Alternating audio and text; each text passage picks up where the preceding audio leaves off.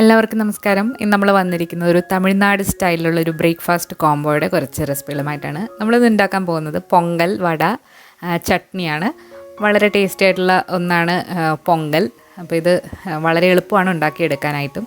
അതുപോലെ തന്നെ നമ്മളുടെ സ്പെഷ്യലായിട്ടുള്ള ഉഴുന്ന് വടയും ഇതിൻ്റെ കൂടെ തന്നെ നമ്മൾ സെർവ് ചെയ്യുന്നുണ്ട്. പുറമേ നല്ല ക്രിസ്പിയും അകത്ത് നല്ല സോഫ്റ്റ് ആയിട്ടുള്ളൊരു പെർഫെക്റ്റ് ടേസ്റ്റിലുള്ള ഉഴുന്നുവടയാണ്. പിന്നെ ഒരു പൊട്ട് കടല, തേങ്ങാ ചമ്മന്തിയും പിന്നെ കാപ്പിയുടെ റെസിപ്പി നമ്മൾ ഓൾറെഡി അപ്ലോഡ് ചെയ്തിട്ടുണ്ട്. അപ്പോൾ അധികം താമസിയാതെ നമുക്ക് പൊങ്കൽ എങ്ങനെയാണ് ആദ്യം തന്നെ ഉണ്ടാക്കുന്നത് നോക്കാം. അപ്പോൾ അതിന് വേണ്ടിയിട്ട് നമ്മളിവിടെ എടുത്തിരിക്കുന്നത് 1/2 കപ്പ് ജീരകശാല അരിയാണ്. ജീരകശാല അരിക്ക് പകരം ഏത് ടൈപ്പ് പച്ചരി വേണമെങ്കിലും നിങ്ങൾക്ക് എടുക്കാവുന്നതാണ്. പച്ചരി അരിക്കണം എന്നേ ഉള്ളൂ. അപ്പോൾ നമ്മൾ എടുത്തിരിക്കുന്നത് ജീരകശാല അരിയാണ്. ഇനി ഇതിൻ്റെ ഒപ്പം തന്നെ ഒരു 1/4 കപ്പ് ചെറുപയർ പരിപ്പാണ്, തൊലി കളഞ്ഞിട്ടുള്ള ചെറുപയർ പരിപ്പ്. ഇത് 1/4 കപ്പാണ് എടുക്കുന്നത്. നിങ്ങൾക്ക് വേണമെങ്കിൽ രണ്ടും ഈക്വലായിട്ട് 1/2 കപ്പും എടുക്കാവുന്നതാണ്. ആദ്യം തന്നെ ഈ അരിയും പയറും കൂടി നന്നായിട്ട് കഴുകിയതിന് ശേഷം ഒരു 15 മിനിറ്റ് നേരം ഒന്ന് കുതിർക്കാനായിട്ട് മാറ്റി വെക്കുക. ഒരു 2-3 വെള്ളത്തിലൊന്ന് കഴുകിയതിന് ശേഷം നമ്മൾ ഒരു 10 മിനിറ്റ് അല്ലെങ്കിൽ 15 മിനിറ്റ് ഒന്ന് കുതിർക്കാനായിട്ട് മാറ്റി വെച്ചിട്ടുണ്ട്.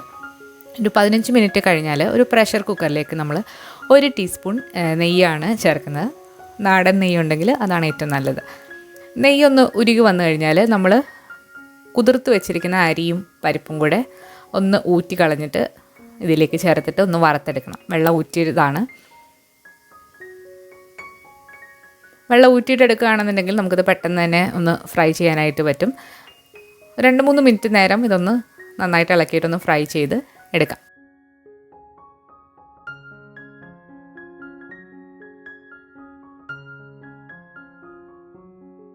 ഇനി ഇതിലേക്ക് നമ്മൾ വെള്ളമാണ് ചേർക്കുന്നത്. നമ്മളിവിടെ ഇപ്പോൾ മൊത്തത്തിൽ 3/4 കപ്പാണ് അരിയും പയറും കൂടെ എടുത്തിട്ടുള്ളത്. ഇനി ഇതിലേക്കൊരു 2.5 മുതൽ 3 കപ്പ് വരെ വെള്ളം ഒഴിച്ചിട്ട് ഇത് നമുക്ക് വേവിച്ചെടുക്കാം. മീഡിയം ഫ്ലെയിമിലിട്ടൊരു 4 വിസിലാണ് നമ്മളിത് വേവിച്ചെടുക്കുന്നത്. ഒരു വിസിലാകുമ്പോഴേ ഇത് വേവും. എന്നാലും പൊങ്കൽ കുറച്ചൊരു വെന്ത പരുവത്തിലാണുള്ളത്. അതുകൊണ്ടാണ് നമ്മൾ 4 വിസിൽ അടുപ്പിച്ച് എടുക്കുന്നത്. മീഡിയം ഫ്ലെയിമിൽ തന്നെ വേണം 4 വിസിൽ അടിക്കാനായിട്ട്. അപ്പോൾ നമ്മൾ വെള്ളം ഒഴിച്ച് കൊടുത്തതിന് ശേഷം അടച്ചു വെച്ചിട്ട് ഉപ്പും കൂടി ചേർത്തിട്ട് നമുക്കിത് അടച്ചു വെച്ച് വേവിക്കാം. ഇപ്പോൾ ഒരു 4 വിസിലൊക്കെ അടിച്ച് പ്രഷറൊക്കെ പോയി നമ്മുടെ അരിയും പരിപ്പും കൂടി നന്നായിട്ട് വെന്ത് വന്നിട്ടുണ്ട്. ഇനി ഇത് നമുക്കൊരു തവി വെച്ചിട്ട് നന്നായിട്ടൊന്ന് ഉടച്ചെടുക്കാം. ഇതിപ്പോൾ അത്യാവശ്യം ഒരു കുഴമ്പ് പരുവത്തിലാണുള്ളത്. നിങ്ങൾക്ക് കുറച്ചുകൂടെ ലൂസായിട്ട് വേണമെന്നുണ്ടെങ്കിൽ കുറച്ചുകൂടെ വെള്ളം ഒഴിച്ചിട്ട് നിങ്ങൾക്ക് ലൂസാക്കി എടുക്കാവുന്നതാണ്. നമുക്ക് ഈ ഒരു പരുവത്തിലാണ് ഇഷ്ടം. അതുകൊണ്ടാണ് നമ്മൾ ഇത്രയും ആക്കി എടുത്തത്. നന്നായിട്ട് തന്നെ ഒന്ന് ഉടച്ച് എടുക്കാം. ഇനി നമുക്ക് ഈ പൊങ്കലിന് എങ്ങനെയാണ് താളിച്ചിടുന്നത് നോക്കാം. അതിന് വേണ്ടിയിട്ട് നമ്മളൊരു പാൻ എടുത്തിട്ടുണ്ട്. ഇതിലേക്ക് 2 ടീസ്പൂൺ നെയ്യ് ചേർത്ത് കൊടുക്കാം. നെയ്യ് നന്നായിട്ട് ഉരുകി വന്നു കഴിഞ്ഞാൽ നമുക്കിതിലേക്ക് ഇനി ചേർക്കുന്നത് ചെറിയ ജീരകമാണ്, അതായത് ക്യുമിൻ സീഡ്സ്.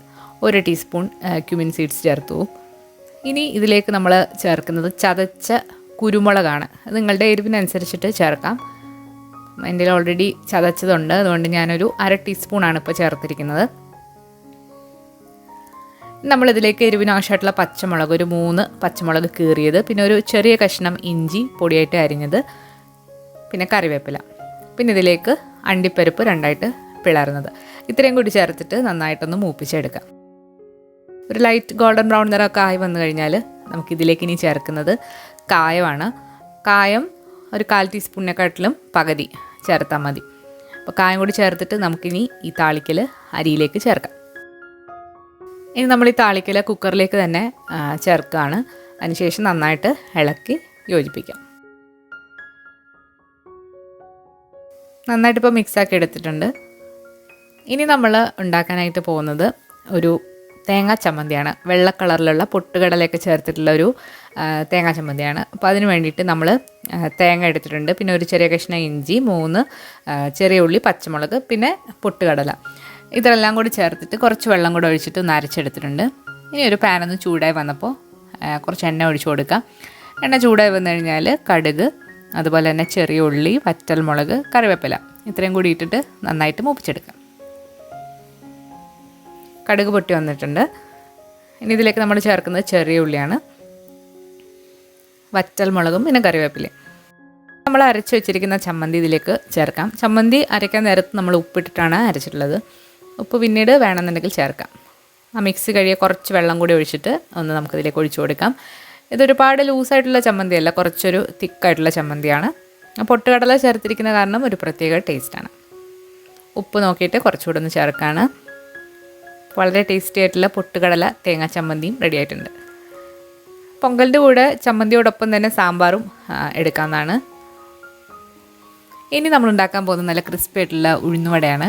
അപ്പോൾ ഉഴുന്നുവടയ്ക്ക് വേണ്ടിയിട്ട് ഞാൻ തലേദിവസം തന്നെ ഉഴുന്ന് അതുപോലെ 2 ടേബിൾ സ്പൂൺ വറുത്ത അരിപ്പൊടിയും കൂടി മിക്സ് ചെയ്തിട്ട് വെച്ചിട്ടുള്ളതാണ്. ഉഴുന്ന് ഒട്ടും തന്നെ വെള്ളം ചേർക്കാതെ ഫുഡ് പ്രോസസ്സറിലിട്ട് അരച്ച് എടുത്തിരിക്കുന്നതാണ്. മിക്സിയുടെ ജാറിലിട്ട് അരച്ചാലും മതി. അപ്പോൾ തലേദിവസം തന്നെ അരച്ച് വെച്ചതിലേക്ക് നമ്മൾ സവാള, പച്ചമുളക്, ഇഞ്ചി, പിന്നെ കുറച്ച് മല്ലിയില എടുത്തിട്ടുണ്ട്. പകരം നിങ്ങൾക്ക് കറിവേപ്പില എടുക്കാവുന്നതാണ്. ഇത്രയും കൂടെ ചേർത്തിട്ട് നന്നായിട്ടൊന്ന് മിക്സാക്കി എടുക്കാം. ഉപ്പ് നമ്മൾ ചേർത്തിട്ടില്ലായിരുന്നു. ഉപ്പും കൂടെ ചേർത്തിട്ട് മിക്സാക്കി എടുക്കാം.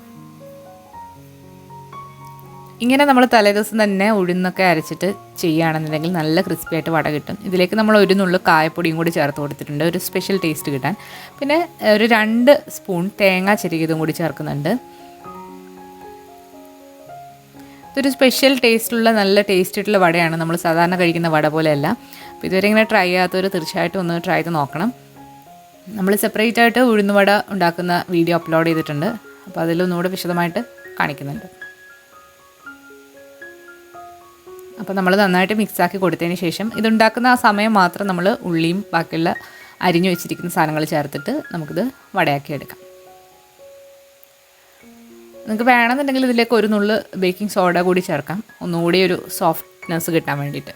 അപ്പോൾ നമുക്കിനി ഇത് എണ്ണയിൽ വറുത്ത് കോരാം. എണ്ണ നന്നായിട്ട് ചൂടാക്കിയിട്ട് തീ ഒന്ന് കുറച്ച് വെച്ചിട്ട് വേണം നമ്മൾ വട അതിലേക്ക് ഇട്ട് കൊടുക്കാൻ. കയ്യിൽ കുറച്ച് വെള്ളം ഒന്ന് തടവിയതിന് ശേഷം നമ്മൾ വടയുടെ ഷേപ്പിലാക്കിയിട്ട് തീ ഒന്ന് കുറച്ച് വെച്ചിട്ട് അതിലേക്ക് ചേർത്തിട്ട് ചെറു തീയിലിട്ട് വേണം ഇനി നമ്മൾ വട ഫ്രൈ ചെയ്തെടുക്കാൻ, അല്ലെങ്കിൽ ഇതിൻ്റെ ഉൾഭാഗം നന്നായിട്ട് വെന്ത് കിട്ടില്ല. പുറമേ നല്ല ക്രിസ്പി ആയിട്ട് അകത്ത് നല്ല സോഫ്റ്റ് ആയിട്ടുള്ള നല്ല ടേസ്റ്റി ആയിട്ടുള്ളൊരു വടയാണ്. അപ്പോൾ ഇതുവരെ ഇങ്ങനെ വട ട്രൈ ചെയ്ത് നോക്കാത്തവർ തീർച്ചയായിട്ടും ഒന്ന് ട്രൈ ചെയ്ത് നോക്കണം. അതുപോലെ പൊങ്കൽ, ചമ്മന്തി, വട കോമ്പിനേഷൻ ഇതുവരെ കഴിക്കാത്തവരും തീർച്ചയായിട്ടും ഒന്ന് ട്രൈ ചെയ്ത് നോക്കണം. വളരെ ടേസ്റ്റി ആയിട്ടുള്ളൊരു ബ്രേക്ക്ഫാസ്റ്റ് കോംബോ ആണ്. അപ്പോൾ ഇനി ഇതുപോലെ നമ്മൾ തമിഴ് സ്റ്റൈലിലുള്ള ബ്രേക്ക്ഫാസ്റ്റ് കോംബോസ് അപ്ലോഡ് ചെയ്യുന്നതാണ്. അപ്പോൾ നിങ്ങൾക്ക് കാണാൻ താല്പര്യമുണ്ടെങ്കിൽ വീഡിയോയുടെ താഴെ കമൻറ്റ് ചെയ്യുക. അതുപോലെ നിങ്ങൾ കാണാൻ ആഗ്രഹിക്കുന്ന റെസിപ്പീസ് എന്തെങ്കിലും ഉണ്ടെങ്കിൽ അതും ഈ വീഡിയോയുടെ താഴെ കമൻറ്റ് ചെയ്യുക. അപ്പോൾ നമ്മൾ വട ഇപ്പം ആവശ്യത്തിന് ഉണ്ടാക്കിയതിന് ശേഷം ബാക്കി മാവ് ഫ്രിഡ്ജിൽ വെച്ചിട്ട് ആവശ്യമുള്ളപ്പോൾ ഉണ്ടാക്കിയെടുത്താലും മതി. നമ്മളിപ്പോൾ 3 എണ്ണമാണ് ഉണ്ടാക്കിയെടുക്കുന്നത്. ഇത് എത്ര തണുത്ത് പോയാലും നല്ല സോഫ്റ്റ് ആയിട്ടിരിക്കുന്ന ഒരു വടയാണ്. അപ്പോൾ ഇനി നമ്മളൊരു വാഴയിലയിലേക്ക് നമ്മൾ ഒരു പാത്രത്തിലാക്കിയിട്ട് പൊങ്കലും അതുപോലെ ചമ്മന്തി, വട, പിന്നെ ഇതിൻ്റെ കൂടെ ഏറ്റവും നല്ലത് കാപ്പിയാണ്. ഫിൽറ്റർ കാപ്പി ആണെങ്കിൽ വളരെ നല്ലതാണ്. നമ്മളിവിടെ ഇൻസ്റ്റൻറ്റ് കോഫി പൗഡർ വെച്ചിട്ടാണ് ഇപ്പം കാപ്പി ഉണ്ടാക്കിയിരിക്കുന്നത്. അപ്പോൾ വളരെ ടേസ്റ്റി ആയിട്ടുള്ളൊരു ബ്രേക്ക്ഫാസ്റ്റ് കോംബോയുടെ കുറച്ച് റെസിപ്പികളാണ് നമ്മൾ ഇന്ന് കണ്ടത്. അപ്പോൾ നിങ്ങൾക്ക് ഇഷ്ടമായിട്ടുണ്ടെങ്കിൽ തീർച്ചയായിട്ടും ട്രൈ ചെയ്ത് നോക്കിയിട്ട് നിങ്ങളുടെ അഭിപ്രായങ്ങൾ അറിയിക്കുക. ഈ വീഡിയോ ഇഷ്ടമായാൽ ലൈക്ക് ചെയ്യാനും ഷെയർ ചെയ്യാനും മറക്കരുത്. അതുപോലെ കമൻറ്റ്സ് ഇടാനും മറക്കരുത്.